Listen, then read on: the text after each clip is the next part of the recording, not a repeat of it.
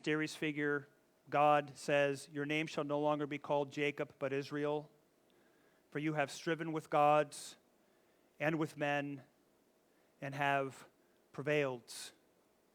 Right? Don't take that word prevailed to mean you stand victorious.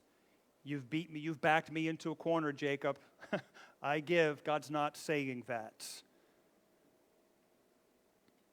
Right? What God is telling him is that you have come to a point in your faith where you realize and recognize and are living in such a way that you know that I am your only source of blessing, that I am your God, and I can be trusted.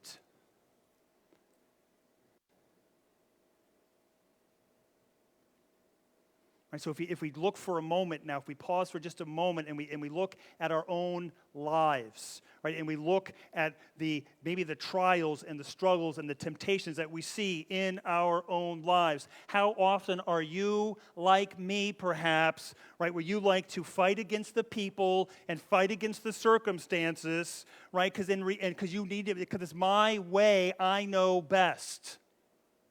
When in reality, right, you're fighting against God.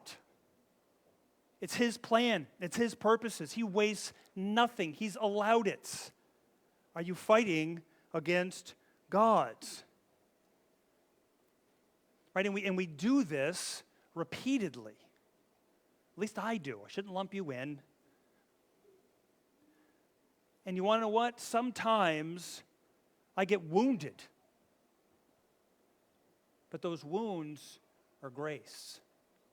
Those wounds are God changing me and growing me and making me more into the image of his Son. Right? My right standing with God is not how good I live my life. My right standing with God is his grace and his Son, Jesus Christ, and the gospel. That's it. I need to be faithful to what he's doing in my life, to see where he's working and moving and be faithful in those times. See, because Jacob, like Isaac, right, kind of got backed into a corner. And then the light goes on.